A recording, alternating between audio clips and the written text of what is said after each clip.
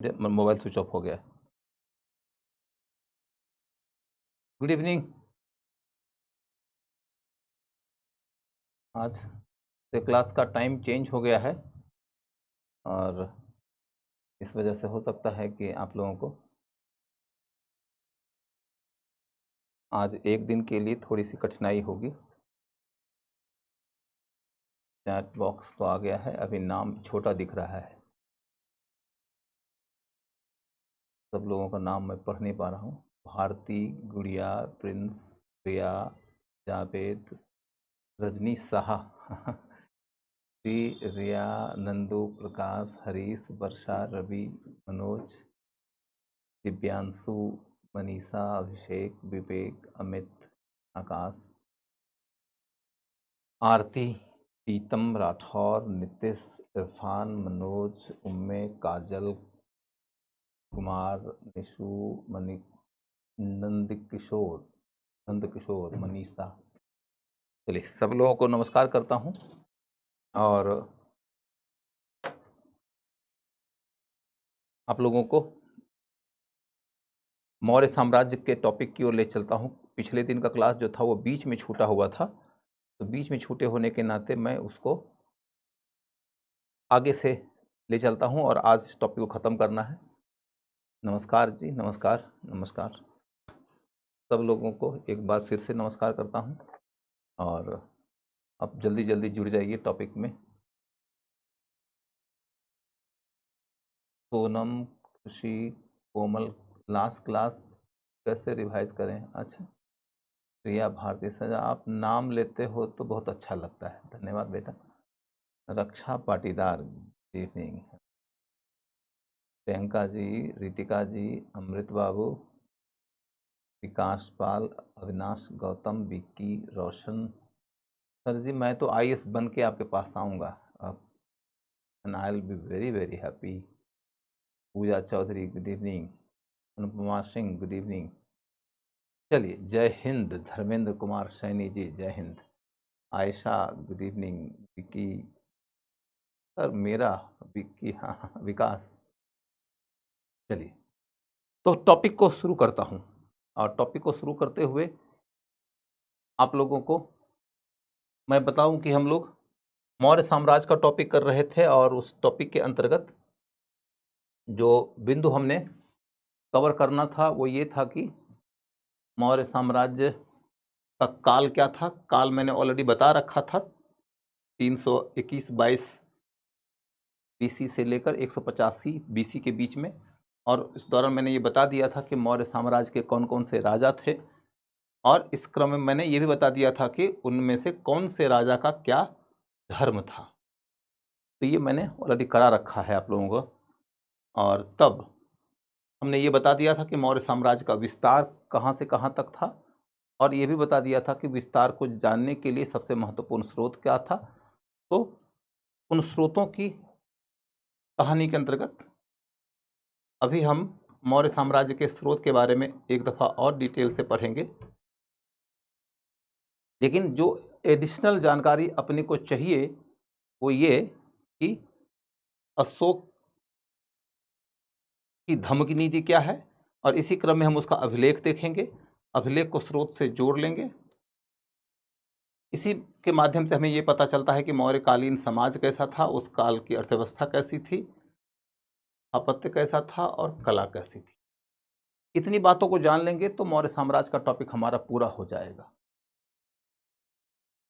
मैं आप लोगों के क्लास के टाइमिंग में चेंज को लेकर जो बात करनी है वो 2 मिनट के बाद करूंगा, ताकि सारे बच्चे जुड़ जाएं। उसके बाद में मैं आपके सामने में ये चर्चा लेकर आऊंगा, ठीक है? तो सबसे पहले स्रोत का टॉपिक, नहीं सॉरी, माफ करिए, सबसे पहले प्रशासन का टॉपिक जो मैं पीछे दिन पढ़ा रहा था वो बीच में छूटा था। प्रशासन,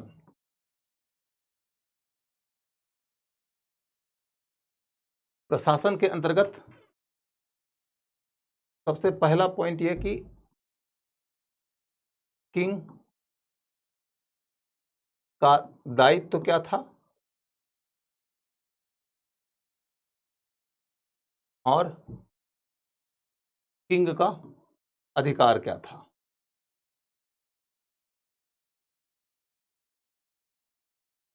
किंग का दायित्व क्या था और किंग का अधिकार क्या था, और इसकी जानकारी के स्रोत क्या थे? तो यदि हम किंग के दायित्व के ऊपर ध्यान दें तो सामान्य दायित्व तो होता है कि कोई भी राजा यदि शासन चला रहा है तो उसका कार्य होता है कि वह सिक्योरिटी मेंटेन करे। सिक्योरिटी, जान और माल की रक्षा, धन की रक्षा और आपकी जान की रक्षा। माल माने धन, धन की रक्षा। तो जान और माल आम आदमी की भाषा में कहा जाता है। राज्य का पहला कर्तव्य होता है कि वह लोगों की जान और उसके माल की रक्षा कर दे। सिक्योरिटी के अलावा इनका काम क्या था? तो सिक्योरिटी के अलावा इनका काम होगा न्याय देना। न्याय देना,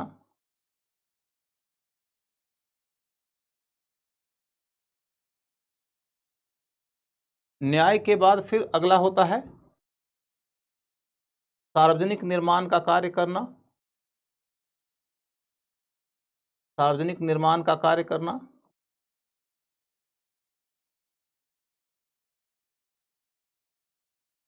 सार्वजनिक निर्माण के बाद फिर देखेंगे कि आर्थिक विकास में योगदान करना।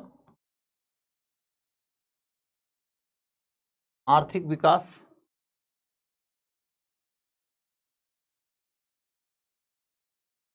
का कार्य। उसके बाद सांस्कृतिक क्षेत्र में योगदान करना।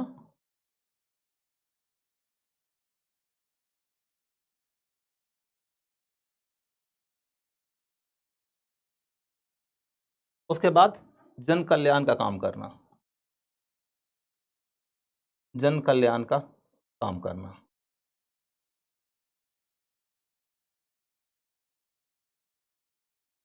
ये राज्य के महत्वपूर्ण दायित्वों में से थे। जब राज्य के महत्वपूर्ण दायित्वों की बात लेकर देखोगे तो सिक्योरिटी सिस्टम के तहत मैंने पिछले क्लास में ही आप लोगों को ये बता दिया था कि भाई इनकी सेना कैसी थी, सेना के अलावे फिर इनकी गुप्तचरी व्यवस्था कैसी थी। सेना और गुप्तचरी के बारे में हमने पूरा डिटेल पिछले क्लास में पढ़ लिया है, तो उधर बिल्कुल नहीं जाना। इसके बाद फिर न्याय व्यवस्था के तहत भी हमने धर्मस्थीय और कंटकाशोधन का विभाजन पढ़ लिया था, अब उधर भी नहीं जाना। सार्वजनिक निर्माण विभाग के तहत आप देखोगे कि इस दौर में एक तरफ तो सड़क का निर्माण हो रहा था और नहरों का निर्माण हो रहा था।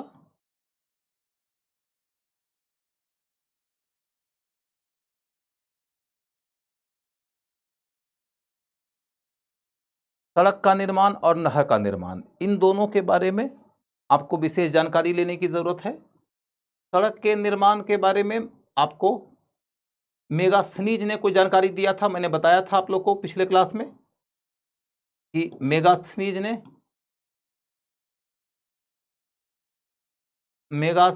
ने कुछ अधिकारियों का नाम बताया था, एग्रोनोमोई और एरिस्टोनोमोई। वो मैं पीछे दिन लिखा चुका हूं, तो अभी से बोल के काम चला दूंगा। एग्रोनोमोई एंड एरिस्टोनोमोई महत्वपूर्ण अधिकारी है, एक बार क्वेश्चन पूछा जा चुका है, तो उसकी चर्चा अब आगे नहीं करूंगा। सर आप खजुए की चाय, हाँ। नहरों का निर्माण, नहरों का निर्माण जो है वह एक महत्वपूर्ण जानकारी मिलती है कि चंद्रगुप्त मौर्य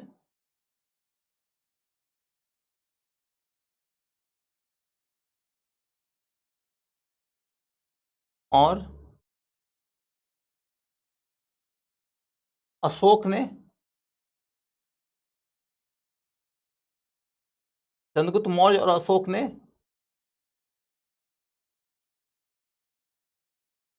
सुदर्शन झील का निर्माण करवाया था? सुदर्शन झील का निर्माण कराया था?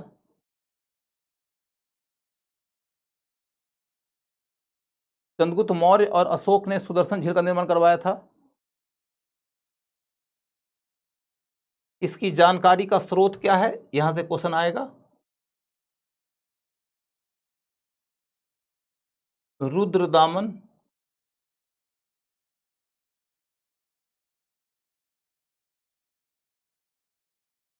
का जूनागढ़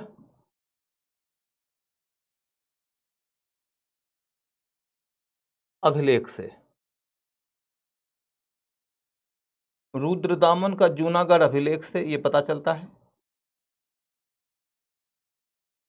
रुद्रदामन मौर्यों के शासन के समाप्त होने के बाद के काल में शकवंशी एक राजा था। उस राजा ने एक नहर का पुनर्निर्माण करवाया था। कहाँ करवाया था, तो जगह का नाम आपके अभिलेख से ही पता चल जाता है, जूनागढ़ के इलाके में। तो जूनागढ़ के इलाके में एक नहर का पुनर्निर्माण उसने करवाया था। इसकी जानकारी उसी ने अपने एक अभिलेख से दुनिया को दिया है। वो ये कहलवाता है अपने अभिलेख में कि इस नहर का निर्माण चंद्रगुप्त मौर्य ने पहली दफा कराया था और उसके बाद फिर उस नहर का पुनर्निर्माण अशोक ने करवाया था। वही नहर बहुत लंबे समय तक पुनर्निर्मित नहीं होने के नाते अब काम के नहीं रह गए थे, तो जिसके अंदर मरम्मती का काम उसके पश्चात फिर रुद्रदामन ने करवाया है। रुद्रदामन ने जो करवाया उसकी सूचना देने के दौरान ही उसने चंद्रगुप्त मौर्य और अशोक के द्वारा किए गए कार्यों की सूचना दिया है। तो क्वेश्चन ये आ सकता है कि चंद्रगुप्त मौर्य ने और अशोक ने चंद्रगुप्त मौर्य और अशोक ने जूनागढ़ के इलाके में जो सुदर्शन झील का निर्माण करवाया था उसकी जानकारी कहाँ से मिलती है, उसका स्रोत क्या है? तो स्रोत है रुद्रदामन का जूनागढ़ अभिलेख। इसके साथ ही ये कहानी हमारी पूरी हो जाती है। बच्चों, आप में से बहुत सारे लोग कुछ क्वेश्चन पूछ रहे हैं। आप मुझे अभी 10 मिनट का टाइम दीजिए। मैं 10 मिनट के टाइम में प्रशासन वाला टॉपिक को कंप्लीट करने के बाद आपके सवाल जरूर लूँगा, लेकिन अभी आप मेरे साथ सपोर्ट करो। 10 मिनट के दौरान आप लोग कोई क्वेश्चन मत पूछो। सार्वजनिक निर्माण के कार्य के बाद फिर हम आर्थिक विकास के कार्य की ओर आते हैं। आर्थिक विकास के कार्य के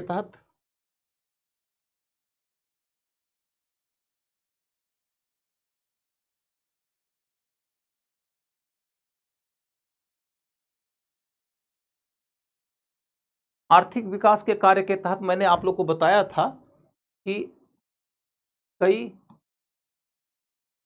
सारे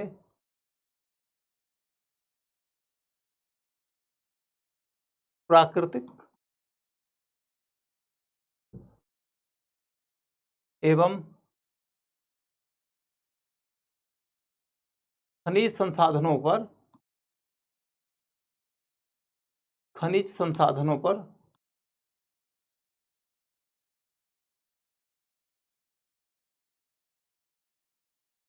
कई सारे प्राकृतिक एवं खनिज संसाधन पर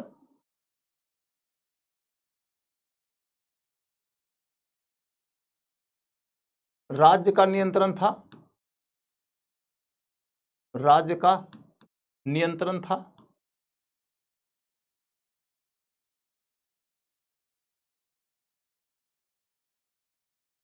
और अध्यक्ष मंडल के माध्यम से उनका उपयोग होता था।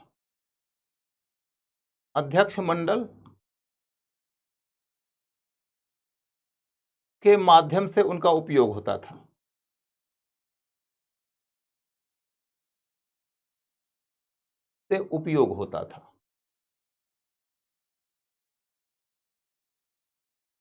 तो अध्यक्ष मंडल की चर्चा भी मैंने पिछले क्लास में कर दिया था, तो अब उस चर्चा को नहीं उठाऊंगा। एक पॉइंट मात्र जरूर डिस्कस करना है, वो ये कि भूमि का स्वामित्व कैसा था। भूमि का स्वामित्व, भूमि का स्वामित्व कैसा था? और कृषि में राज्य का योगदान क्या था?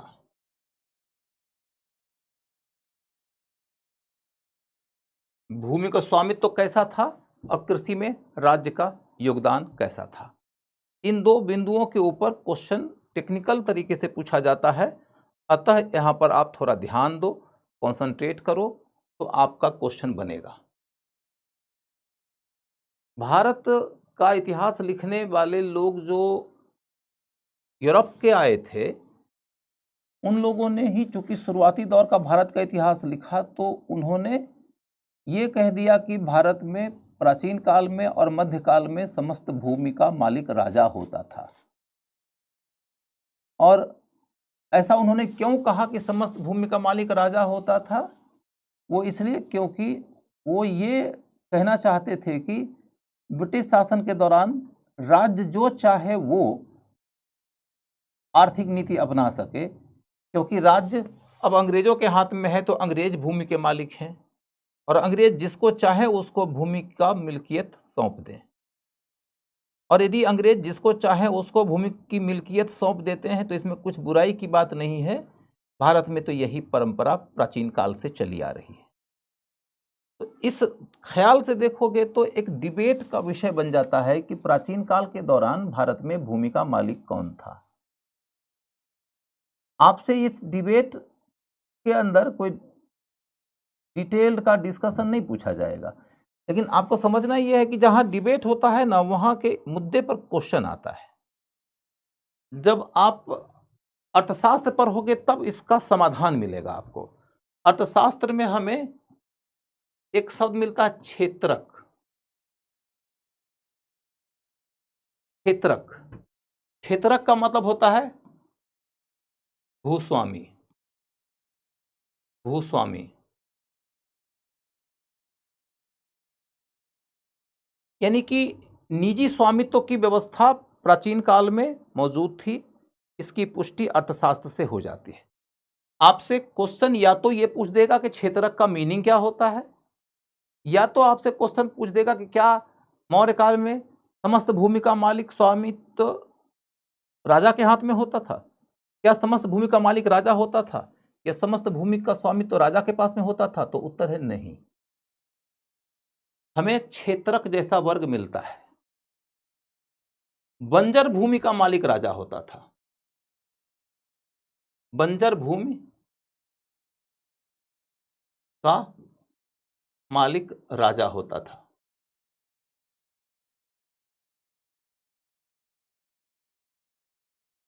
बंजर भूमि का मालिक राजा होता था। जो भूमि उर्वर होती थी, उस भूमि का यदि कोई निजी स्वामी है, तो वह स्वामी अपनी भूमि की मिल्कियत के मुताबिक उसके ऊपर खेती करता है और फिर आने वाली पीढ़ियों को वह उत्तराधिकार में उसे सौंप देता है।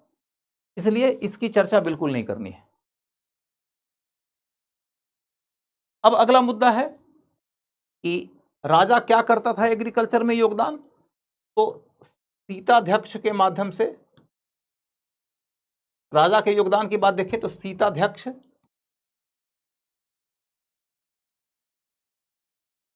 के माध्यम से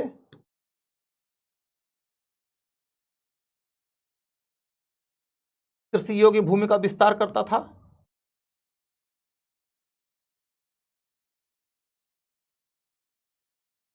कृषि योग्य भूमि का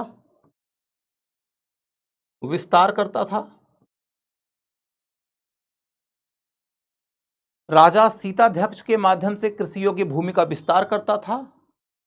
और क्या करता था राजा? कृषकों को ऋण देता था। ऋण देता था ताकि आप बेहतर खेती कर सकें। उसके बाद फिर और क्या करता था राजा? तो राजा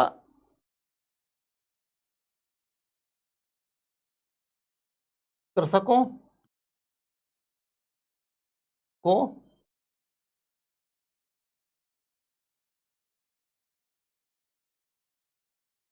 उत्पादन के लिए साधन भी देता था।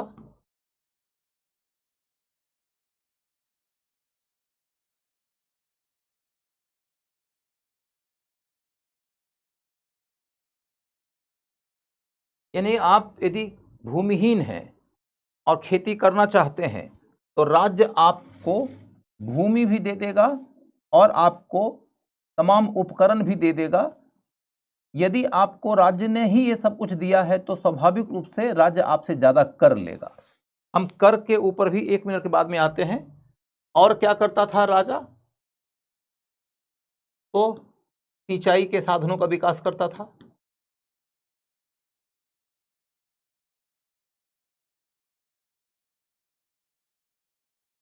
सिंचाई के साधनों का विकास करता था।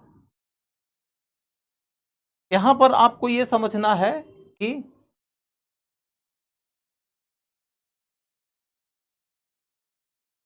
सभी भूमि पर एक समान कर का दर नहीं था। एक समान कर का दर नहीं था। मतलब ऐसे बेसिक बेसिक सेंटेंसेस देके आपको कंफ्यूज कराएंगे कि सभी भूमि राजा के स्वामित्व में थी तो नहीं, सभी भूमि के ऊपर कर का दर एक था तो नहीं। इसको समझ लेंगे एक दफा, फिर आप भूल जाइए, ऑप्शन देखेंगे तो आपका दिमाग तुरंत क्लिक कर जाएगा। समस्त भूमि के ऊपर कर का दर एक जैसा नहीं था, वो कैसे? तो इस तरीके से कि एक तो भूमि की उर्वरता, भूमि की उर्वरता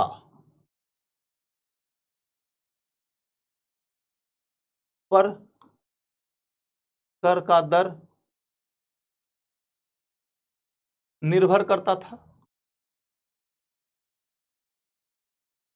भूमि की उर्वरता पे कर का दर निर्भर करता था और राज्य की भूमिका पर कर का दर निर्भर करता था।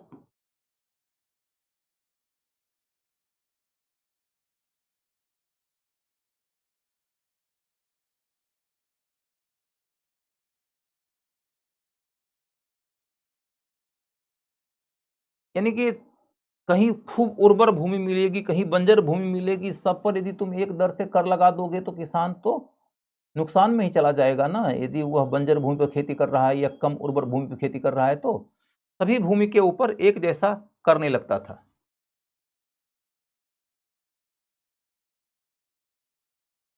ओनली आइए सर, आप मुझे ऐसे वापस ले लें। नहीं नहीं नहीं, ऐसा बेटा कुछ भी नहीं होगा। मतलब मैं भला कैसे कह सकता हूं कि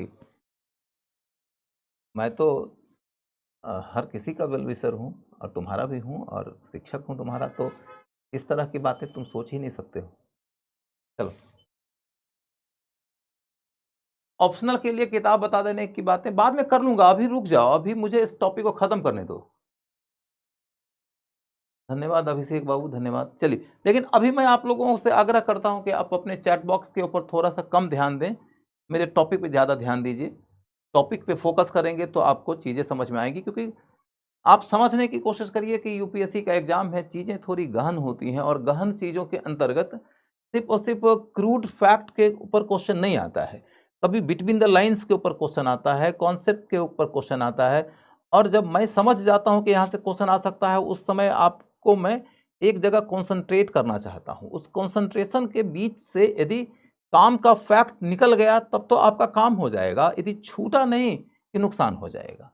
तो इसलिए प्लीज आप अपने चैट बॉक्स के ऊपर कृपा करें, उसके ऊपर रहम करें, ज्यादा ध्यान इधर दीजिए। तो भूमि की उर्वरता के ऊपर कर का दर निर्भर करता था और राज्य की भूमिका पर कर का दर निर्भर करता था। तो यहां देखो कि यदि कोई क्षेत्रक है,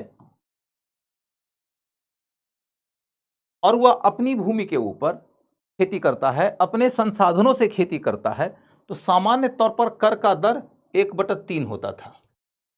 सामान्य तौर पर कर का दर 1/3 होता था, जो अधिकतम होता था। यदि आप धर्मशास्त्रों की किताब पढ़िएगा कि कितना दर होना चाहिए कर का, चाहे आप धर्मशास्त्र पढ़ो और चाहे आप बौद्ध साहित्य पढ़ो, तो आपको उसके अंतर्गत यह चर्चा मिलेगी कि किसान से कर का दर 1/6 ही होना चाहिए, 1/6 भाग होना चाहिए, 1/6 ही, यानी कि 17% के आसपास ही भू राजस्व होना चाहिए। कौटिल्य ने कहा है कि आप जरूरत पड़ने के बाद 1/3 भी ले सकते हैं, यानी 1/6 से लेके 1/3 के बीच में कर का दर रखा जा सकता था। किंतु यदि राज्य की भूमि पर खेती करते हो आप, भूमि राज्य ने दिया,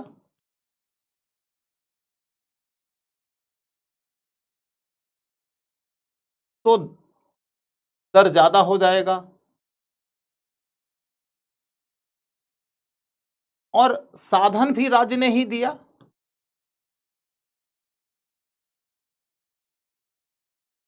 राज्य ने ही दिया,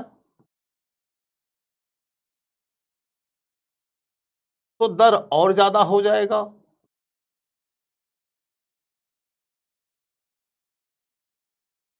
अब कौन सी श्रेणी की भूमि के ऊपर कितना कर का दर था, ये सब याद करके आप मगजमारी में मत फंसो। बस इतनी बात का ध्यान रखो कि भूमि की अलग अलग श्रेणियां हैं जिनके ऊपर कर का अलग अलग दर है। यदि कोई व्यक्ति अपनी भूमि के ऊपर अपने साधनों का उपयोग करके खेती करता है तो कर का दर कम है, और यदि राज्य की भूमि पर खेती करता है तो कर का दर ज्यादा है। यदि राज्य ने भूमि भी दिया और आपको उत्पादन के लिए साधन भी दिया, राज्य ही के द्वारा आपको हल बैल सब दिए गए, तो कर का दर और ज्यादा हो जाएगा। यही मोटी मोटी कहानी है।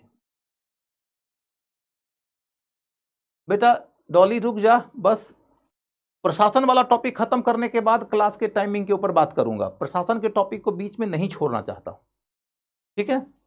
तो ये कहानी हमारी हो गई, यानी कि एग्रीकल्चर के क्षेत्र में राजा के योगदान की कहानी हमने कंप्लीट कर लिया।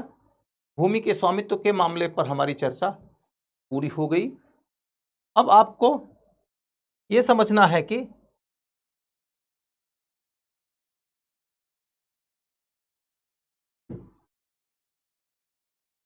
राज्य ने मौद्रिक विकास में अहम योगदान किया। मौद्रिक विकास,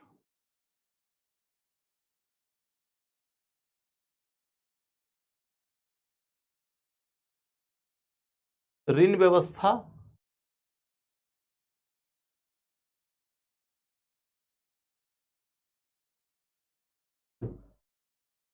यातायात के विकास,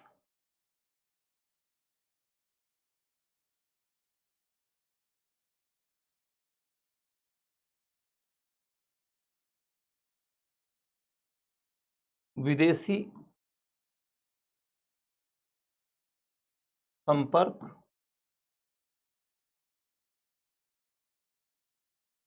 और पशुधन,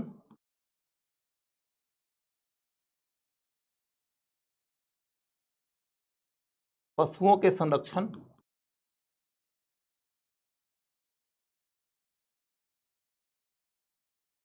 में विशेष योगदान किया।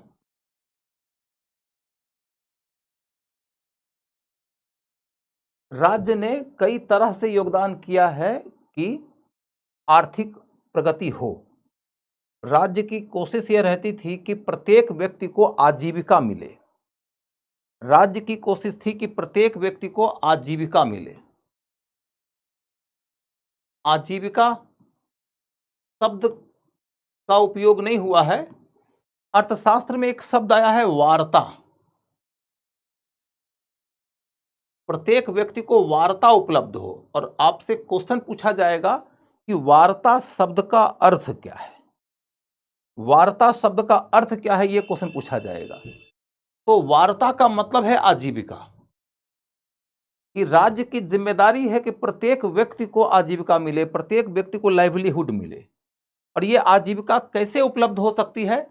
तो आर्थिक विकास के रास्ते हो सकती है और जन कल्याण की नीति के रास्ते हो सकती है।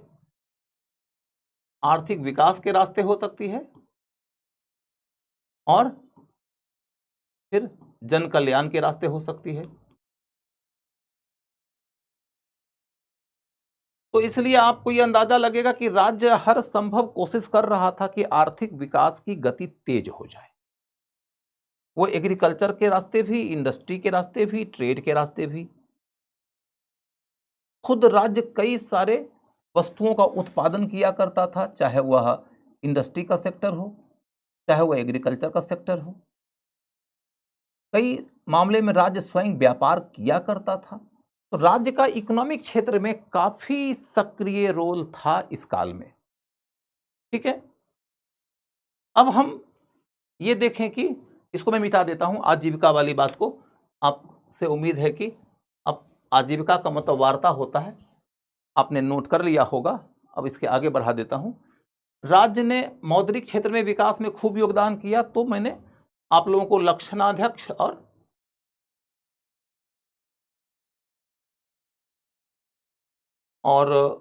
रूपदर्शक का अध्ययन कराया था। रूपदर्शक का अध्ययन कराया था। ये दोनों अधिकारी थे जो मुद्रा के ढालने से संबंधित थे।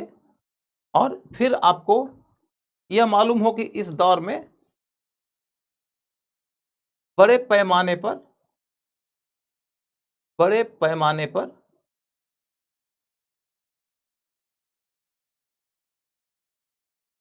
बड़े पैमाने पर मुद्रा ढाले गए।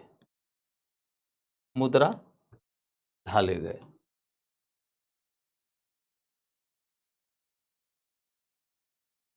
बड़े पैमाने पर मुद्रा ढाले गए। यदि आपसे कोई क्वेश्चन पूछे कि भारत में पहली दफा बड़े पैमाने पर मुद्रा कब ढाला गया, तो उत्तर होगा मौर्य काल। और पहली दफा मुद्रा ढालने की शुरुआत कब हुई? तो 5वीं शताब्दी, 6ठी शताब्दी बीसी के दौरान। एग्जैक्ट वर्ष किसी को नहीं मालूम है, लेकिन बस इतना कि वैदिक काल तक मुद्रा नहीं ढाला गया था।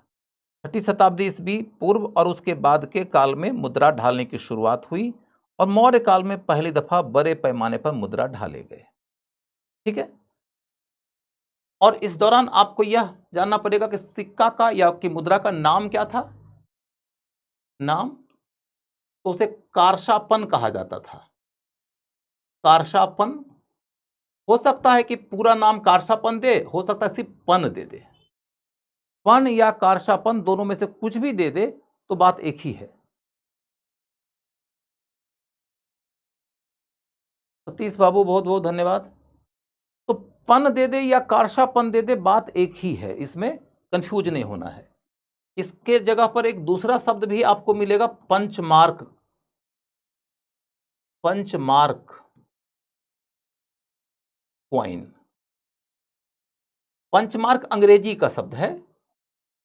उसके जगह पर हिंदी में उसका शब्द आएगा आहत सिक्का। आहत सिक्का। आहत सिक्का। आपको यह समझना है कि पंचमार्क उसे इसलिए कहा जाता है क्योंकि सिक्के उस समय धातु से बनाए जाते थे और धातु को जब हम सिक्का के रूप में ढालने लगते थे तो उस धातु के ऊपर राजकीय चिन्ह को पंच कर दिया जाता था। माने राजकीय चिन्ह को उसके ऊपर जब छापा जाता था तो छापने की प्रक्रिया क्या होती थी कि एक मोहर है राजकीय, उसको पंच कर दिया गया। पंच करने से राजकीय मोहर उसके ऊपर छप गया। इसीलिए जो सिक्का इस तरीके से ढाला गया उसका नाम पड़ गया पंचमार्क कॉइन्स। उसी के लिए हिंदी में शब्द आया आहत सिक्के। हो सकता है कि आपको हिंदी का वर्जन दे दे, हो सकता है अंग्रेजी का वर्जन दे दे, क्योंकि पंचमार्क वाले शब्द का उपयोग हिंदी में भी खूब हो रहा है। अब अगला मुद्दा है कि सिक्का किस धातु से ढाला जाता था? कागज का सिक्का नहीं चलता था, धातु का सिक्का चलता था। धातु का सिक्का, धातु का सिक्का चलता था। और कौन से धातु का सिक्का चलता था, ये जरूर याद रखिएगा। इस दौर में या तो तांबे का सिक्का चला, या तो चांदी का सिक्का चला। तांबे का सिक्का चला या तो चांदी का सिक्का चला। अभी मौर्य शासकों ने सोने के सिक्के नहीं ढाले थे।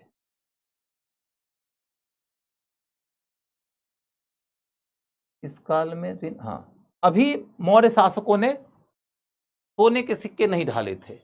No gold coins yet. अभी मौर्य शासकों ने सोने के सिक्के नहीं ढाले थे। सोने के सिक्के ढालने की शुरुआत मौर्यों के बाद के काल में होती है। हम उसकी चर्चा मौर्योत्तर काल के दौरान करेंगे। अब देखो, आपकी यदि आपसे क्वेश्चन ये पूछा जाए कि मौर्य काल का इतिहास लिखने के लिए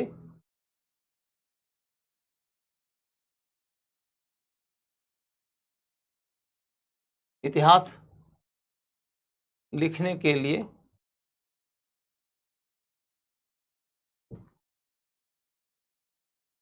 स्रोत के रूप में सिक्कों का, स्रोत के रूप में सिक्कों का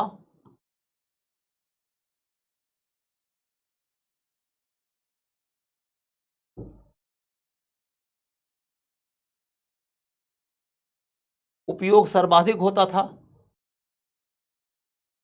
उपयोग सर्वाधिक होता था।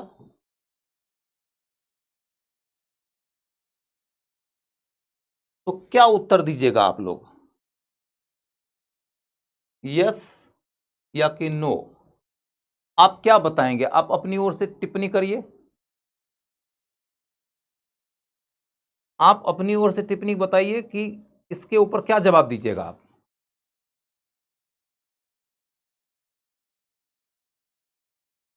कि मौर्य काल का इतिहास लिखने के लिए सिक्कों का उपयोग सर्वाधिक होता था। क्या है उत्तर? तो मेरा उत्तर है नहीं। मौर्य काल का इतिहास लिखने के लिए सिक्कों का ज्यादा उपयोग नहीं होता है। Coins were not the reliable sources, और coins are not the reliable sources of history writing regarding the Mauryan empire. Maurya साम्राज्य का इतिहास लिखने के लिए सिक्कों का बहुत ज्यादा महत्व नहीं है बतौर स्रोत। क्यों? क्योंकि सिक्के को ढलवाने वाले का नाम, ढलवाने वाले का नाम उस पर अंकित नहीं है, अंकित नहीं है।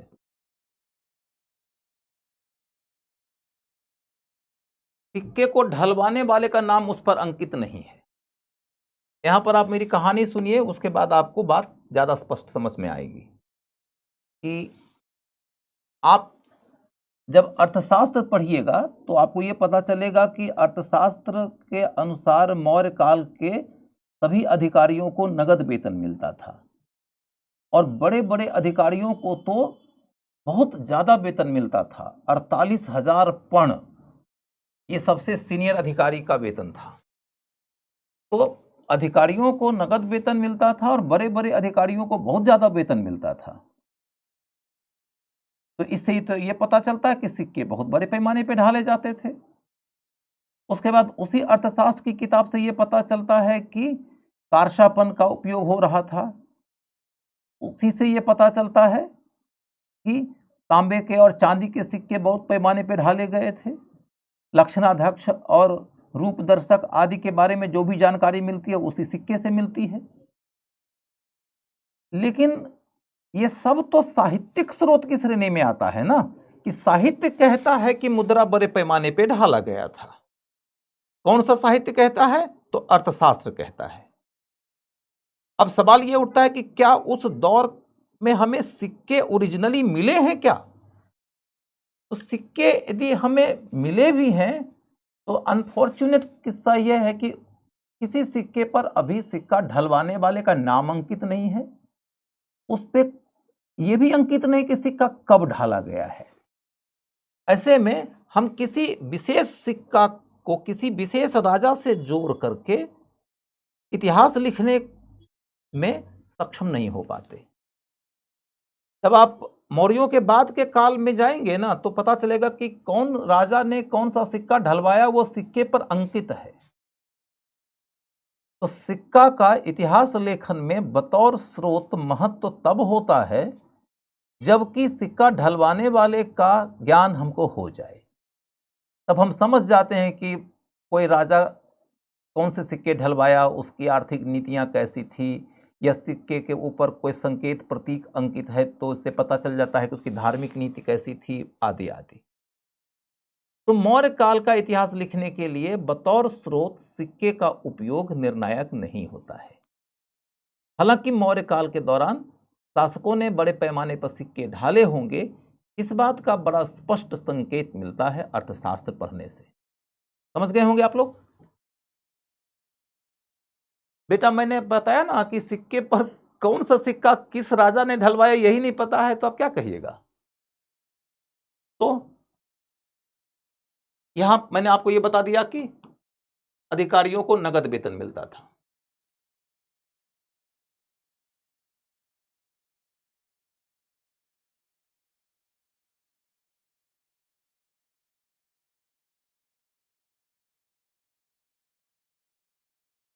आप लोगों को एक ये भी प्रश्न हो सकता है पूछना रहे कि अधिकारियों को नगद वेतन मिलता था तो ये कौन सी बड़ी बात है, अधिकारी से काम लोगे तो वेतन तो नगद दोगे ना। तो इसका उत्तर है कि नहीं, जरूरी नहीं है ऐसा। हम वेतन देंगे ये जरूरी है, लेकिन वेतन सिर्फ नगद तरीके से नहीं दिया जाता है। वेतन देने के और भी तरीके होते हैं। प्राचीन काल में आप देखोगे कि गुप्त शासकों के बाद के कालों में जब आप आगे बढ़ोगे तो देखोगे कि अधिकारियों का नगद वेतन देने का जो सिस्टम था वो खत्म हो गया और दूसरे तरीकों से अधिकारियों को वेतन दिया जाने लगा। चाहे वो हर्षवर्धन का काल हो, चाहे वो चोलों का शासनकाल हो, चाहे आप दिल्ली सल्तनत में पढ़ोगे या मुगल काल में पढ़ोगे, चाहे आप अकबर का इतिहास पढ़ो या औरंगजेब का इतिहास पढ़ो, उस दौर में अधिकारियों को नगद वेतन नहीं मिलता था। अंग्रेजों ने जब शासन की शुरुआत किया तो उन्होंने फिर से नगद वेतन की शुरुआत किया और आज़ादी के बाद हमने फिर नगद वेतन की पद्धति को ही जारी रखा। तो इस ख्याल से आपको यह अंदाजा लगेगा कि मौर्य शासकों ने यदि नगद वेतन दिया था तो it was a very significant provision. तो a question can be asked from this point, है ना। अब ये कहानी हमारी स्पष्ट हो गई। तो इसके बाद का मुद्दा यह है ऋण व्यवस्था। ऋण व्यवस्था के बारे में बहुत गहराई में जाना जरूरी नहीं है। एक तो यह जानकारी मैंने दे दिया कि किसान लोगों को ऋण सरकार देती थी ताकि तुम बेहतर खेती कर सको। यदि सरकार ने ऋण दे दिया, खेती बेहतर हो गई तो तुम अकाल वगैरह से भी बच जाओगे, तो सरकार का दायित्व पूरा हो गया और तुम सरकार को कर भी ज्यादा दोगे। एक दूसरी बात है कि ऋण जब दिया जाता है तो ऋण का ब्याज दर क्या होगा, ब्याज दर क्या होगा, ये एक बड़ा मुद्दा है। ब्याज दर को लेकर थोड़ी चर्चा जरूरी है, ब्याज दर को लेकर थोड़ी चर्चा जरूरी है। वो क्या है? तो ऋण और ब्याज का इकोनॉमी में बड़ा ही गहरा नाता होता है कि जब कोई भी आदमी कोई भी आर्थिक कार्य करना चाहता है तो कभी कभी संसाधनों की कमी रहती है तो वह ऋण ले लेता है, कभी वह किसी विपदा के समय में भी ऋण ले लेता है। तो ऋण का होना एक बहुत जरूरी चीज है। यदि आप 6ठी शताब्दी ईस्वी पूर्व के धर्मशास्त्रों को पढ़िएगा तो आपको यह पता चलेगा कि ब्याज पर ऋण देने को उसमें बुरी बात बताई गई है। उसमें एक शब्द आता है कुशीदीन वृत्ति। कुशीदीन, ये शब्द क्वेश्चन में आ सकता है। कुशीदीन वृत्ति, वृत्ति माने व्यवसाय। कुशीदीन वृत्ति अनैतिक है, अनैतिक है। आप ये उम्मीद कर सकते हैं धर्मशास्त्र की किताबों से कि धर्मशास्त्र ही तो है, धर्मशास्त्र वाला ब्याज पर ऋण लेन देन के माध्यम से आमदनी कमाने को अच्छा नहीं मानते थे। लेकिन यदि आप अर्थशास्त्र में जाकर देखो तो आपको यह पता चलेगा कि कुशीदीन वृत्ति को बुरा नहीं बताया गया है, बल्कि उसमें कहा गया है कि 12% के दर से कर लगना चाहिए, सॉरी माफ करिए, 12% के दर से ब्याज लगना चाहिए।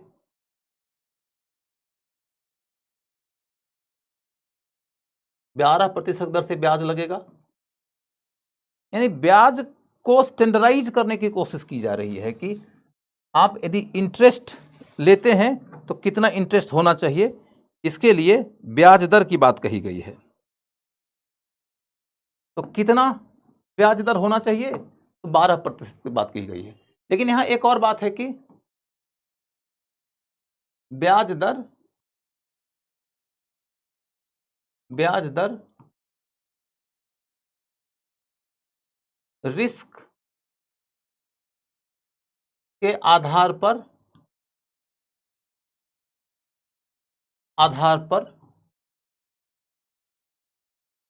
घटता बढ़ता था। रिस्क के आधार पर घटता बढ़ता था, यानी यदि तुमने कोई लोन हमसे लिया, भगवान ना करे कि तुमको हमसे लेना पड़े, और हमसे क्या लोगे, हम दे कहां से पाएंगे, मास्टर आदमी ऋण देता है भला लेकिन जब किसी से भी लोगे तब की बात है कि यदि तुम किसी से ऋण लेने जाओगे तो उसमें एक बात नजर आएगी कि ऋण के आधार पर ब्याज तो देना पड़ेगा, लेकिन कौटिल्य कहता है कि तुम यदि समुद्री व्यापार के लिए ऋण लिए हो तो समुद्री व्यापार में कामयाब होने के बाद ज्यादा धन कमाने की संभावना है, लेकिन उसमें डूब जाने की आशंका भी है। तो ऐसे में ब्याज का दर उस पर ज्यादा होगा। जहां रिस्क फैक्टर ज्यादा है वहां ब्याज दर ज्यादा है, और जहां रिस्क फैक्टर मिनिमम है वहां पर ब्याज दर स्टैंडर्ड है, वो 12% के आसपास होगा। इससे यह पता चल रहा है कि समुद्री व्यापार वगैरह चलता था, समुद्री व्यापार चलता था।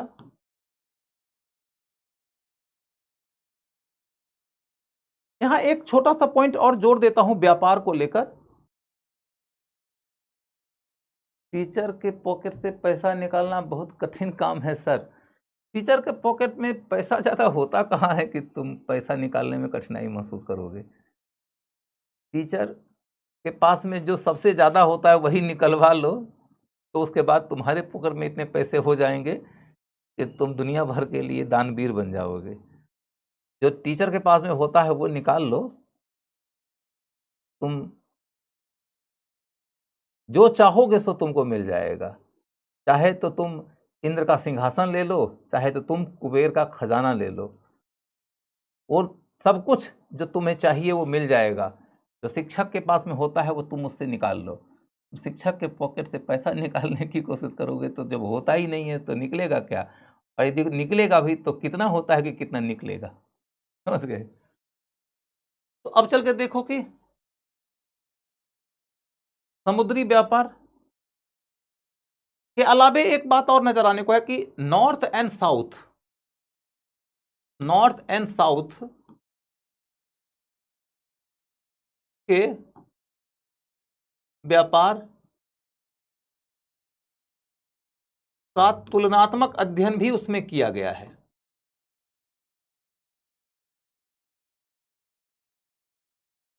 यानी कि अर्थशास्त्र में कौटिल्य ने कहा है कि साउथ के साथ जो व्यापार होता है वो नॉर्थ की तुलना में ज्यादा होता है, मतलब माफ करिए, साउथ के साथ जो व्यापार होता है वो नॉर्थ की तुलना में होने वाले व्यापार से ज्यादा लाभदायक होता है।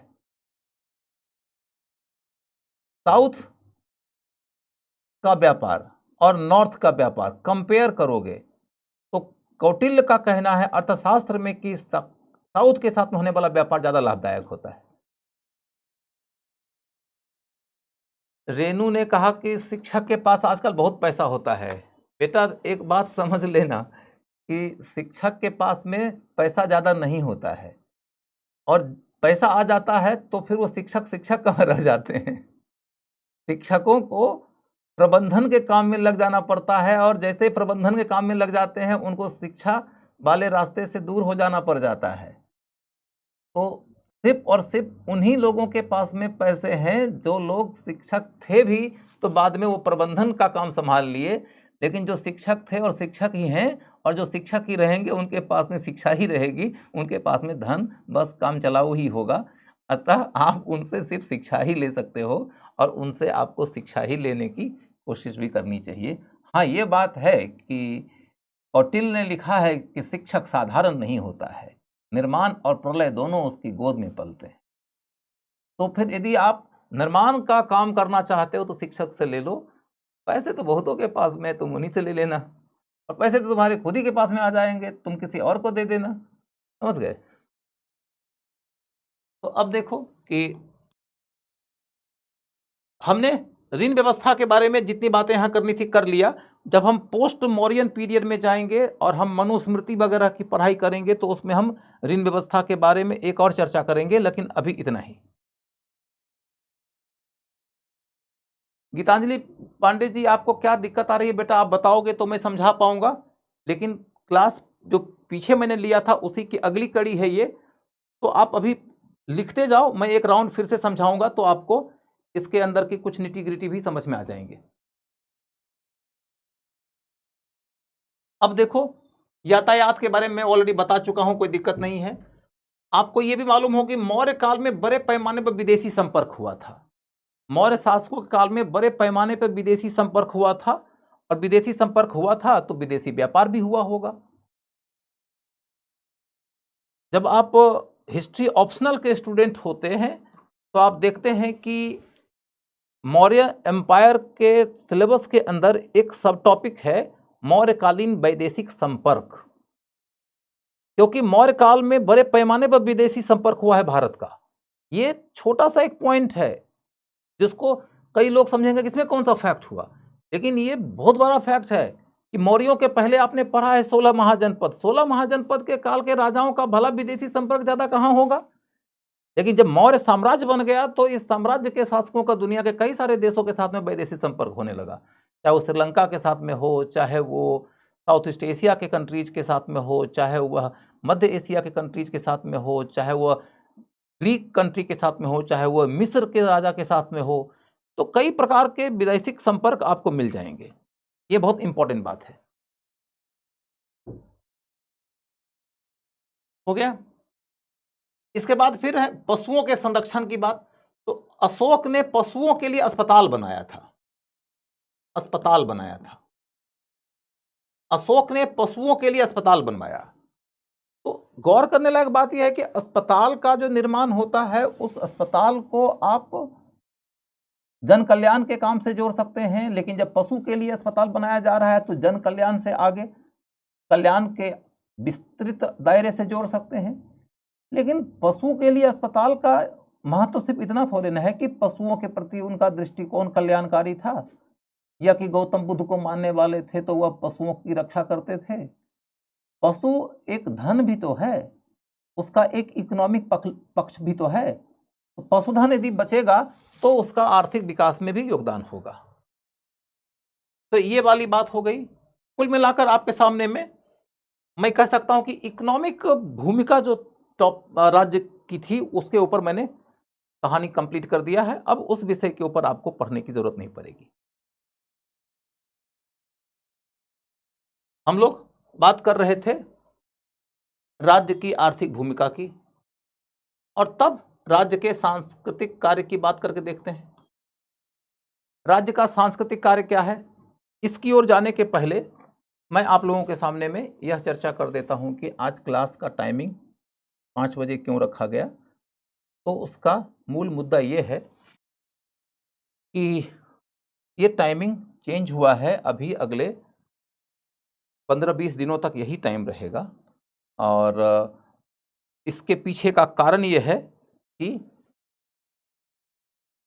हम 2 क्लास आपका लेते थे, या मैं कहिए बिहारी हूं तो हम बोलता हूं कि मैं 2 क्लास आपका लेता था, और अभी आज से ही दिन में 10:30 बजे एक और क्लास की शुरुआत हुई है, और उस क्लास में इतिहास से ही क्लास की शुरुआत कराई गई, और मुझे क्लास लेना था, तो अब वो 3 क्लास हो गया।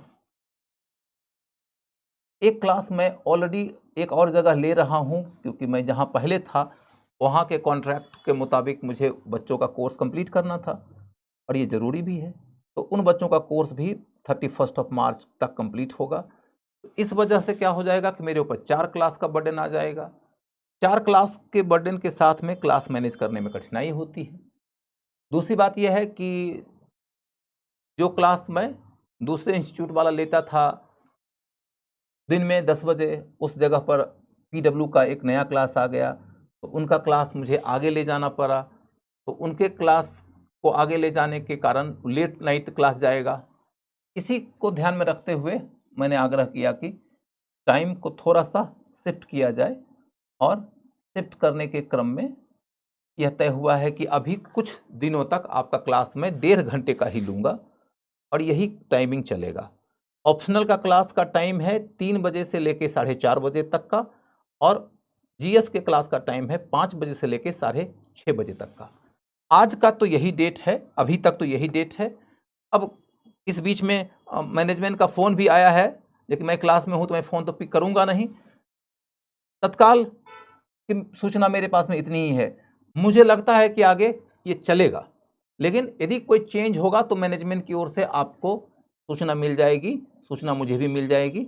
आज के लिए तत्काल बस इतना ही कि हमारा क्लास आज 1.5 घंटे का चलेगा।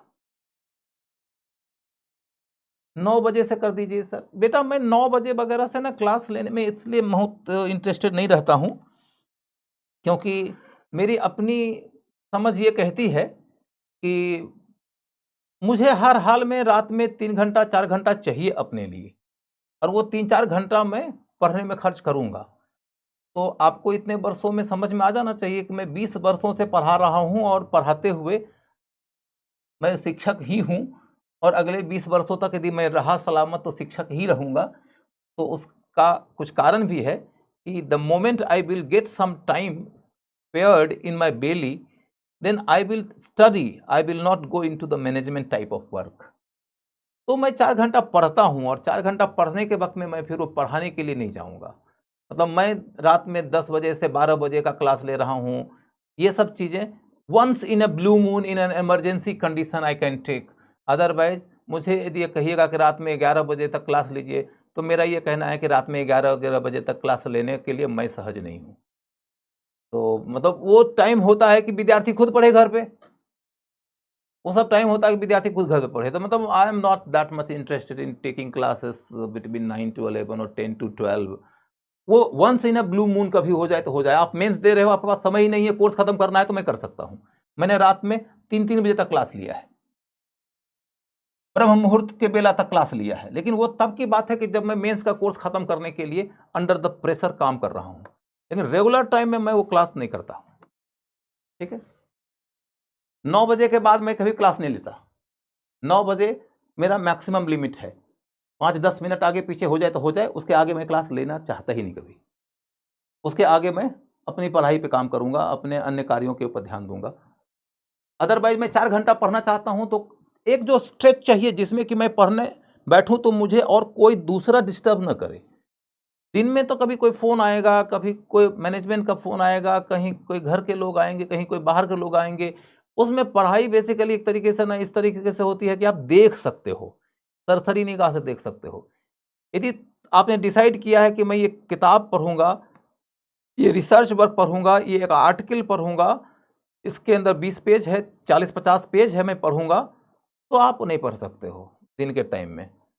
आप पढ़ी हुई चीज़ों को ही रिवाइज़ कर सकते हो एक सरसरी निगाह से, लेकिन if you want to really study, you want to study well, you want to study hard, मैं रात के समय में ही पढ़ सकता हूँ। इसलिए उसके जगह पे मैं कॉम्प्रोमाइज़ नहीं करूँगा। आगे पीछे 10-20 मिनट आगे पीछे करूँगा, देखता हूँ, कल बात करूँगा इस विषय पे ज़्यादा। तो अब देखो कि चंद्रगुप्त मौर्य और अशोक ने सुदर्शन सॉरी माफ करिए, हाँ। अब मैं आपको बताऊं कि सांस्कृतिक क्षेत्र में क्या कार्य किया राज्य ने।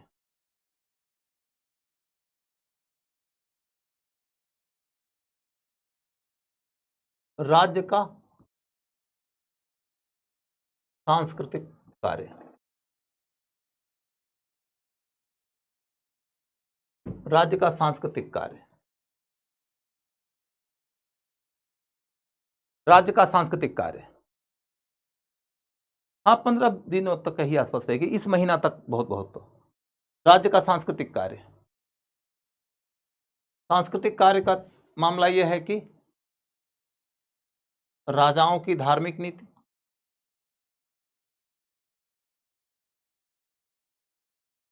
राजाओं की धार्मिक नीति,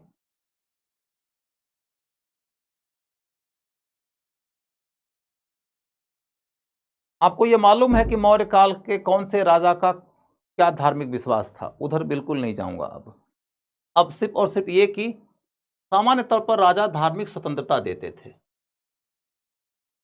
स्वतंत्रता देते थे। इसके अलावा राजा धार्मिक समानता में विश्वास करते थे। इसके अतिरिक्त सबको संरक्षण देते थे, सबको संरक्षण देते थे। इसके अतिरिक्त श्रमण धर्म को वरीयता हासिल थी, श्रमण धर्म को वरीयता मिलती थी। श्रमण धर्म का मतलब 6ठी शताब्दी ईस्वी पूर्व वाला जो धर्म उभरा था, बौद्ध धर्म, जैन धर्म, आजीवक धर्म आदि आदि, उसको वरीयता हासिल थी। स्वतंत्रता का मतलब हुआ कि आप अपनी मर्जी के धर्म का चयन कर सकते हैं, भले राजा का धर्म कुछ और हो। ये नहीं कि राजा बोलेगा कि तुम भी वही धर्म चुनो जो मेरा धर्म है। दूसरी बात है समानता। तो समानता का मतलब यह है कि यदि राजा को कर लगाना है तो कर का दर इस पे नहीं तय होता था कि किसका धर्म क्या है, या कर का मामला छोड़िए, दंड का निर्णय करना हो तो दंड का निर्णय इस आधार पर नहीं होता था किसका धर्म क्या है। यह नियुक्ति करनी है तो इस पे नहीं तय करते थे राजा की किसका धर्म क्या है। योग्यता के आधार पर नियुक्ति, अपराध के आधार पर दंड और आमदनी के मुताबिक कर। यदि ये वाली व्यवस्था चलती है तो इसका मतलब है कि धार्मिक स्तर पर समानता की नीति अपनाई जाती थी। जैसे आप उदाहरण के तौर पर देखो, मध्यकाल में जब भारत में पहली दफा तुर्कों ने शासन की शुरुआत किया तो उस दौरान हिंदुओं के ऊपर कर ज्यादा था मुसलमानों की तुलना में। या दूसरी बात देखोगे कि हिंदुओं को शासन के बड़े पद मिलते ही नहीं थे, सिर्फ और सिर्फ मुसलमान ही शासन के पदों पे जा सकते थे। तो इसका मतलब है कि धार्मिक आधार पर भेदभाव था, तो धार्मिक समानता की नीति नहीं थी। लेकिन प्राचीन काल में आपको ये वाली बात नजर ही नहीं आएगी। चाहे मौर्य की बात करिए या मौर्यों के बाद के किसी भी और राजवंश की बात करिए, तो चूंकि राजतंत्र है तो राजा का अपना एक धर्म होता था, और राजा का जो धर्म होता था उसको ज्यादा संरक्षण मिल जाता था। ये तो सही बात है। वरीयता किसी एक धर्म को ज्यादा मिल जाती थी क्योंकि राजा उसको ज्यादा दान दे देता था, उससे संबंधित कुछ निर्माण कार्य करा देता था। लेकिन ऐसा नहीं है कि दूसरे धर्म के लोगों को कर ज्यादा देना पड़ेगा या उनको कठोर दंड मिलेगा या उनको शासन में महत्वपूर्ण भूमिका नहीं मिलेगी, ऐसी कोई बात नहीं होती थी। बतौर उदाहरण लेके देखो कि वृद्धरथ जो मौर्य वंश का अंतिम राजा था, वह बौद्ध धर्म को मानता था और उसकी सेना का सेनापति था पुष्यमित्र शुंग, जो कि ब्राह्मण था। तो ब्राह्मण पुष्यमित्र शुंग ने वृद्धरथ की हत्या किया है, ये तो बाद की कहानी है, लेकिन उसमें एक कहानी ये भी तो छुपी हुई है कि एक ब्राह्मण उसकी सरकार में सेना नायक के पद तक पहुंचा, प्रधान सेना नायक के पद तक पहुंचा। तो इससे यह सिद्ध होता है कि राजा धार्मिक स्तर पर स्वतंत्रता और समानता, सबको संरक्षण देने की नीति भी अपनाते थे, लेकिन जिस धर्म को राजा मानते थे उसको थोड़ी वरीयता मिलती थी। ये कहानी है। क्लियर है? इसके बाद फिर सांस्कृतिक स्तर पर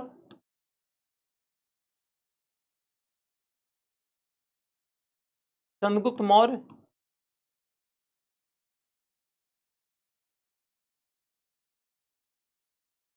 ने चंद्रगुप्त मौर्य ने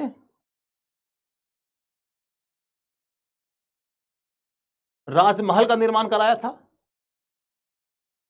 या राजप्रसाद भी बोलते हैं उसको, राजमहल, राजप्रसाद जो कहिए, राजमहल का निर्माण कराया था।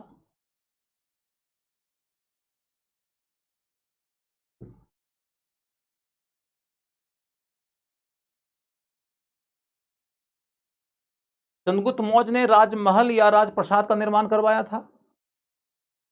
अभी आपको ये बताऊं कि पूरे प्राचीन काल में, चाहे आप आगे के किसी भी वंश का अध्ययन कर लो या पीछे के किसी वंश का अध्ययन कर लो, आपको सामान्य तौर पर यह एक रोचक बात नजर आएगी कि चंद्रगुप्त मौर्य के अलावा किसी भी और राजा के बनाए गए राजमहल के बारे में हमें इतिहास की जानकारी नहीं मिलती। हमें राजाओं के बनाए गए मंदिरों की जानकारी खूब मिलती है, स्तूपों की जानकारी मिलती है, चैत्यों की जानकारी मिलती है, लेकिन राजा के द्वारा बनवाए गए महलों की जानकारी नहीं मिलती है। तो एक ही महल के बारे में जानकारी मिलती है, इसलिए इस पे क्वेश्चन पूछने की संभावना खूब बनती है।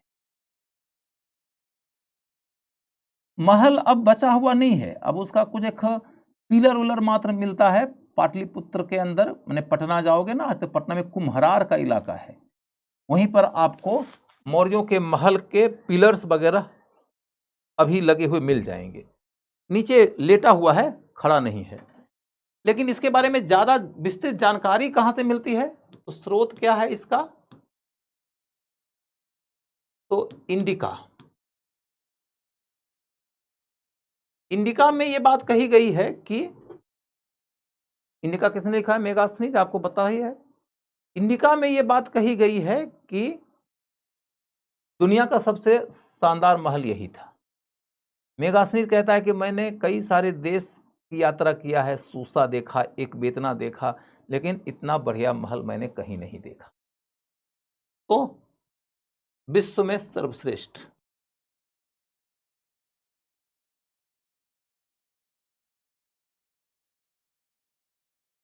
इसके स्थापत्य की विशेषताओं पे क्वेश्चन नहीं पूछा जाएगा आपसे। अब एक दूसरी बात और है कि इस महल के बारे में इंडिका ने जो बताया सो बताया, इंडिका के बाद मौर्य साम्राज्य के पतन के करीब 600 साल के बाद,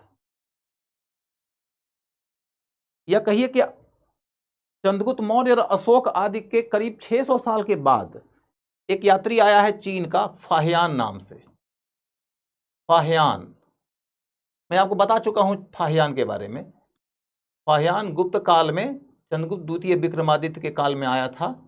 उसने कहा है कि इस महल का निर्माण अशोक ने कराया था, अशोक ने कराया था।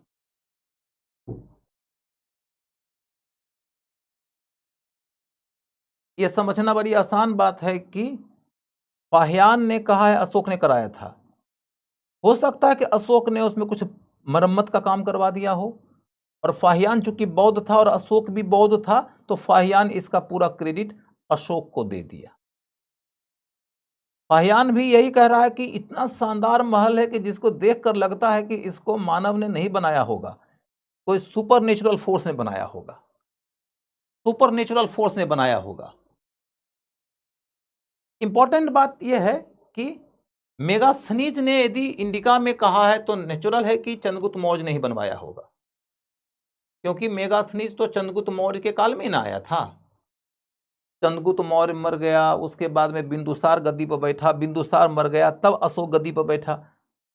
जबकि चंद्रगुप्त मौर्य के काल में आया था मेगास्थनीज। मेगास्थनीज की किताब में यदि राजमहल के बारे में ये सराहना है तो स्वाभाविक रूप से महल का निर्माण चंद्रगुप्त मौर्य ने कराया था, अशोक ने रेनोवेशन का काम करवाया होगा। कुल मिलाकर राजप्रसाद के बारे में हमारी जानकारी हो गई। राजप्रसाद के बाद अब चलकर देखोगे तो आपको यह पता चलेगा कि अशोक ने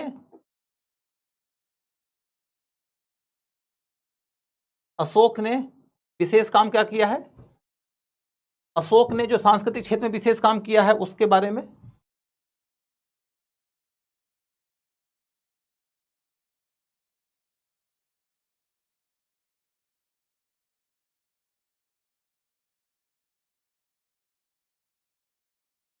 पहली बार बड़े पैमाने पर स्तूपों का निर्माण करवाया।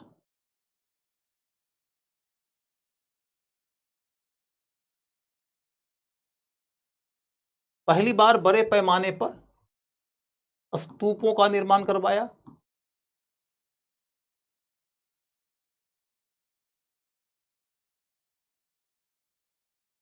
पहली बार बड़े पैमाने पर स्तूपों का निर्माण करवाया। प्रियंका कुशवाहा सर, वो महल अभी भी है ना बेटा? मैंने कहा तो अब महल नहीं है, महल का पिलर मात्र है, और वो भी खड़ा हुआ नहीं है, लेटा हुआ है। समझ गए? तो पहली बार बड़े पैमाने पर स्तूपों का निर्माण करवाया। स्तूप क्या है? बौद्ध धर्म से संबंधित पूजा स्थल है, बौद्ध पूजा स्थल है।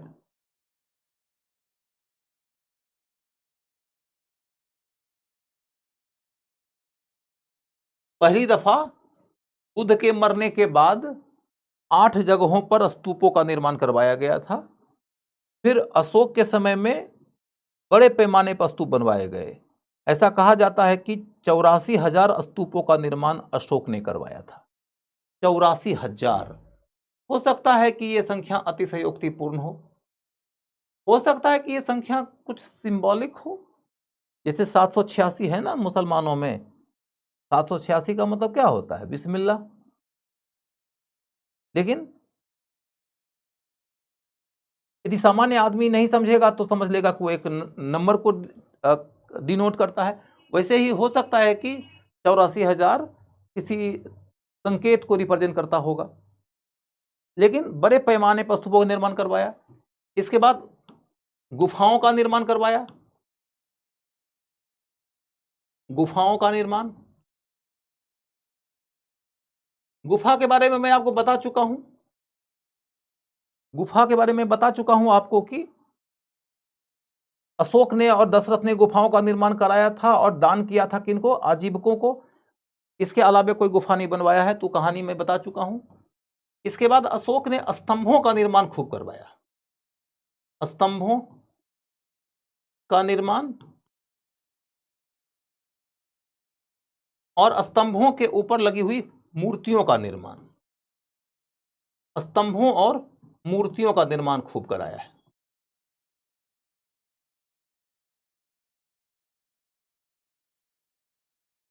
स्तंभों और मूर्तियों का निर्माण खूब करवाया है।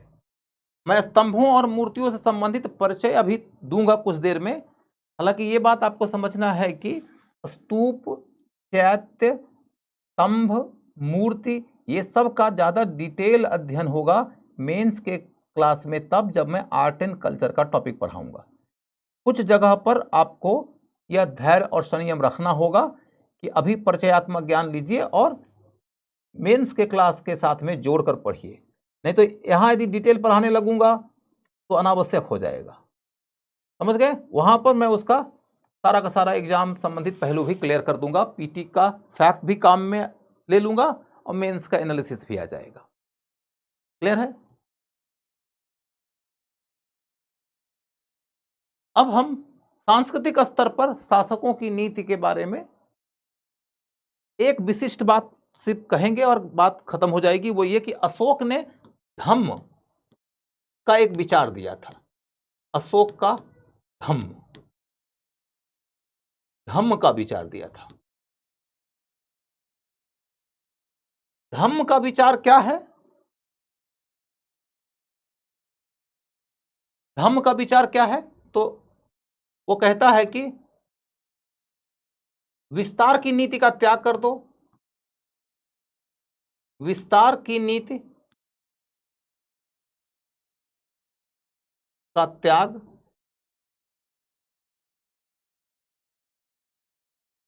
अशोक ने साम्राज्य के विस्तार की नीति का त्याग कर दिया था, इसी धम्म की नीति से प्रभावित हो गए। इसके अलावा भी धम्म में बहुत सारी बातें कही गई है। मैं अशोक के अभिलेखों की ओर आपको जब ले जाऊंगा तो उसमें यह बात स्पष्ट करूंगा। अशोक के अभिलेखों में कौन से अभिलेख में क्या बात कही गई है वो मैं एक सीरीज में आपके सामने रखूंगा, तो एक साथ ही क्लियर हो जाएगा। अशोक के धम्म की परिभाषा अशोक ने खुद अपने एक अभिलेख में दिया है। कहते हैं दूसरा स्तंभ लेख में, अब स्तंभ लेख मैंने क्या होता है उसकी चर्चा करता हूं बाद में, कि किंच धम्म, धम्म क्या है। फिर कहता है बहुकयाने, बल्कि और पीछे चलिए तो कहता है अपासीनवे, अपासीनवे बहुकयाने दयादाने सचे सोचिए। तो पाप से दूर रहना है, यह है धम्म। बहुत सारे कल्याणकारी काम करना है, यह है धम्म। सत्य बोलिए, शुचिता के मार्ग पर चलिए, यह है धम्म। तो धम्म का मतलब एक तरीके से नैतिक जीवन पद्धति है। अपासीनवे बहुकयाने दयादाने सचे सोचिए, पाप से दूर रहना, बहुत सारे कल्याणकारी काम करना, दया करना, दानशीलता और सचे सोचिए, सत्य बोलिए और शुचिता के मार्ग पर चलिए, माने नैतिक आचरण कीजिए। तो धम्म की परिभाषा अशोक ने दिया है अपने दूसरे स्तंभ लेख में।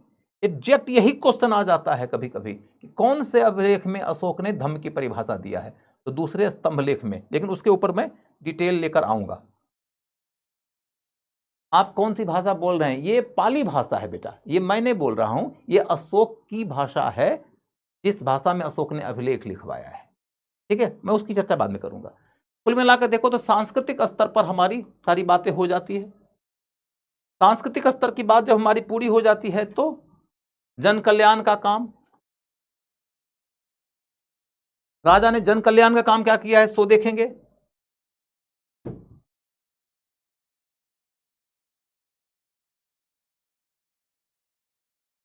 जन कल्याण का काम,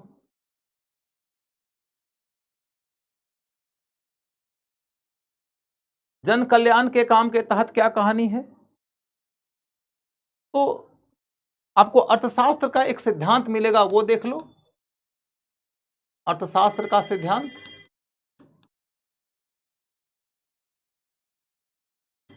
ये सीधा सीधी हो सकता है कोई सिद्धांत ही दे दे और क्वेश्चन पूछ दे, और अशोक का सिद्धांत,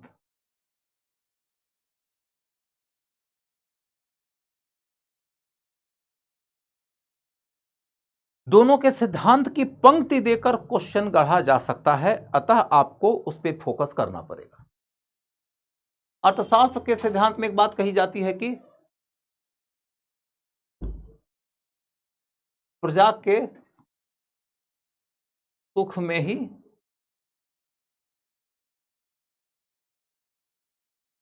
राजा का सुख है, राजा का सुख है।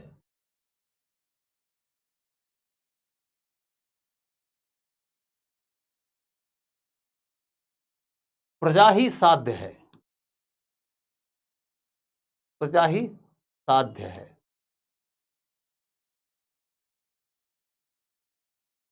ने लाइन है संस्कृत भाषा में, कौटिल्य ने अर्थशास्त्र लिखा है संस्कृत भाषा में। चंद्रगुप्त के गुरु थे, चंद्रगुप्त के महामंत्री थे, उन्होंने चंद्रगुप्त को गद्दी पर बिठाया भी था। तो उसमें लिखते हैं प्रजा सुखे सुखे राजा, प्रजा के सुख में ही राजा का सुख है। राजा को कितनी शक्ति मिलनी चाहिए कि सवाल के जवाब में वो कहते हैं कि राजा को संपूर्ण शक्ति मिलनी चाहिए। लेकिन राजा को संपूर्ण शक्ति क्यों मिलनी चाहिए? तो क्या इसलिए कि राजा उस शक्ति का उपयोग करे और अपनी मर्जी से उसका इस्तेमाल करते हुए फिर जीवन जिए जम भर के? तो जियो जिंदगी जम के लिए राजा को शक्तियां नहीं दी जाती है। शक्ति तो एक साधन है। साध्य क्या है? जनहित। क्योंकि प्रजा के सुख में ही राजा यदि सुख देखे तो वह राज्य शुभ है, क्योंकि राज्य साध्य मानता है प्रजा को और राजा को मानता है प्रजा के साध्य की सिद्धि का साधन।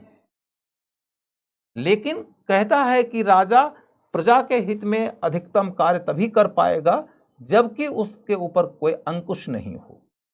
अतः निरंकुश राजा तो चाहता है, किंतु वह जन कल्याणकारी राजा चाहता है। और अशोक के बारे में क्या है? अशोक कहता है कि समस्त प्रजा मेरी संतान है, समस्त प्रजा मेरी संतान है।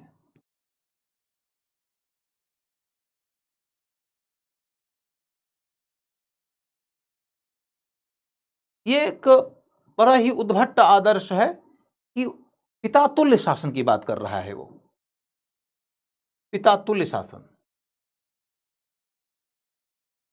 वो कहता है कि मैं पिता की तरह हूं और जो हमारे ऑफिसर्स हैं उन्हें चाहिए कि वह पालन पोषण करने वाली मां की तरह व्यवहार करें, ढाई मां की तरह व्यवहार करें।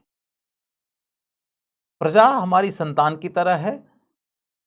दूसरी बात कहता है कि मैं इस बात के लिए ऋणी हूं कि उन्होंने अपना राजा मुझे स्वीकार किया है और मैं इस तमाम प्रकार के जो पराक्रम करता हूं, पराक्रम का मतलब है प्रयत्न, तमाम प्रकार का जो मैं प्रयत्न करता हूं, तमाम प्रकार के जो मैं कार्य करता हूं, वो इसलिए करता हूं ताकि मैं उनके ऋण से उऋण हो सकूं।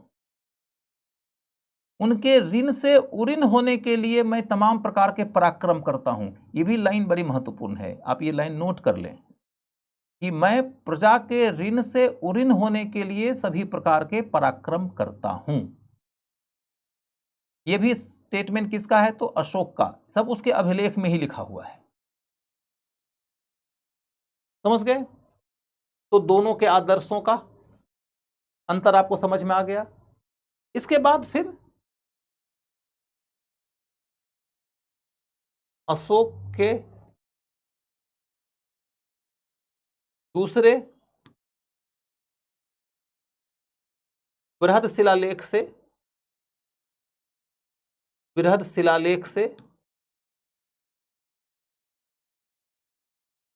अशोक के दूसरे बृहद शिलालेख से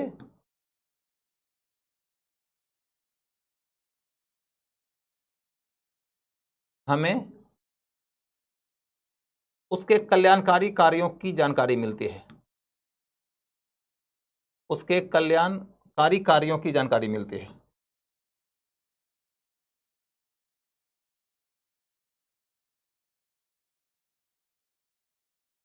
कार्यों की जानकारी मिलती है।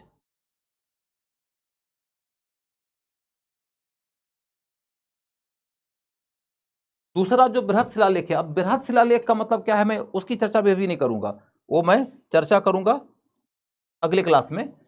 अशोक ने कई तरह के अभिलेख खुदवाए हैं, उनमें से एक है लघु शिलालेख, एक है बृहद शिलालेख है, एक है स्तंभ लेख, एक है गुफाओं के अंदर का लेख। तो जो बृहद शिलालेख है उसी के अंतर्गत 14 लेख हैं। उसमें जो दूसरा नंबर का लेख है उसमें लिखा हुआ है कि उसने कौन कौन से कल्याणकारी कार्य किए हैं। तो मैं उसकी चर्चा अभी डिटेल में नहीं करूंगा, आज का तो टाइम ही नहीं है उतना, लेकिन तमाम प्रकार के कल्याणकारी कार्यों की चर्चा आपके सामने मैं कर चुका। अब देखो कि यदि आप राज्य के शासन से संबंधित अध्ययन की ओर चलकर देखो तो आपको यह पता चलेगा कि उसके जितने भी दायित्व थे मैंने उन तमाम दायित्वों को स्पष्ट कर दिया। और इन तमाम दायित्वों को स्पष्ट करते हुए अब मैं कहता हूं कि उसका अधिकार क्या है।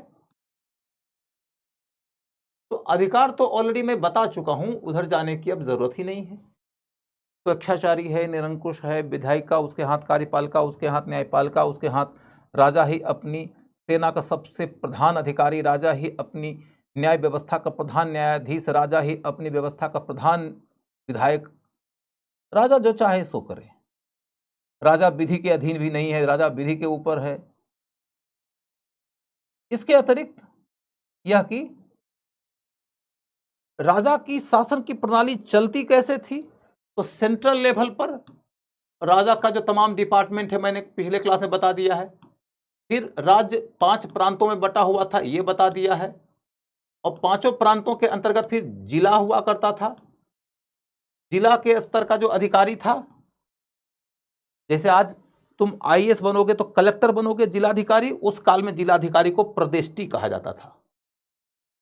प्रदेष्टि कहा जाता था, प्रदेष्टि। इसी के साथ साथ एक और अधिकारी आपको मिलेगा, रज्जुक। रज्जुक, रज्जुक भी जिला स्तर का अधिकारी हुआ करता था, लेकिन जिसको आप आज के डेट में जिलाधिकारी के नाम से जानते हैं वह था प्रदेष्टि।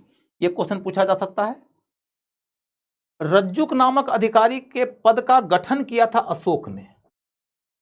अशोक ने ही रज्जुक नामक अधिकारी के पद का गठन किया था।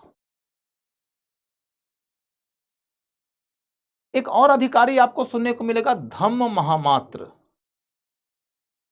धम्म महामात्र, वो हम तब पढ़ेंगे जब हम अशोक का धम्म पढ़ेंगे। बाय द वे, यह महामात्र माने सीनियर अधिकारी।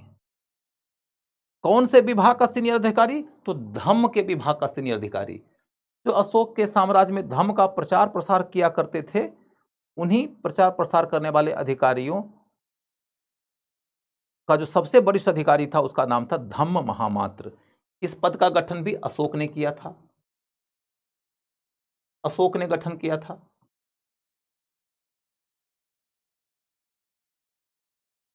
फिर प्रशासन से संबंधित एक छोटी बात और आपको बताऊंगा तो प्रशासन का मामला कंप्लीट हो जाएगा। वो है अनुसंधान। अनुसंधान, अनुसंधान क्या है? एक बार क्वेश्चन पूछा गया है ऑप्शनल के एग्जाम में, अनुसंधान का मतलब क्या है? अब जीएस से पूछा जा सकता है। अनुसंधान का मतलब था राजकीय दौरा। राजकीय दौरा। राजा स्वयं 5 वर्षों में एक बार साम्राज्य की यात्रा पे निकलता था और फिर वो अपने अधिकारियों को भी कह रखा था कि आप भी निरंतर राज्य की दौरा पे निकलते रहिए, ताकि आप देख सकें कि प्रजा की दशा कैसी है, उनकी समस्याएं क्या है, फिर समाधान खोज सकें आप। तो धम्म महामात्रों को विशेष तौर पर यह निर्देश था राज्य की दौरा करने का। अनुसंधान क्या है ये क्वेश्चन पूछा जाएगा। ये सब नहीं पूछा जाएगा कितने साल में दौरा आप निकलते थे, ये सब डिटेल की बातें नहीं होती है। अनुसंधान का मतलब क्या, तो दौरा, राजकीय दौरा। आज भी चलता है ना, जब तुम कलेक्टर बनोगे तो तुम औचक निरीक्षण करने के लिए निकल जाओगे, या ऐसे ही जनता की क्या दशा है देखने के लिए निकल जाओगे। ऑफिस में बैठ के डिजिटल एडमिनिस्ट्रेशन चलाओगे तो कितना शासन चलेगा भला। डिजिटली हर चीज चलता है आंकड़ों से, और आंकड़े अधिकांश समय झूठ बोलते हैं, तो इसलिए आंकड़ों पर बहुत भरोसा मत कर लेना। डिजिटल एडमिनिस्ट्रेशन का उपयोग जरूर करना, लेकिन इसके अलावा राजकीय दौरा भी किया करना। आज का क्लास तो यहीं पर रुक जाएगा बेटा। नमस्कार।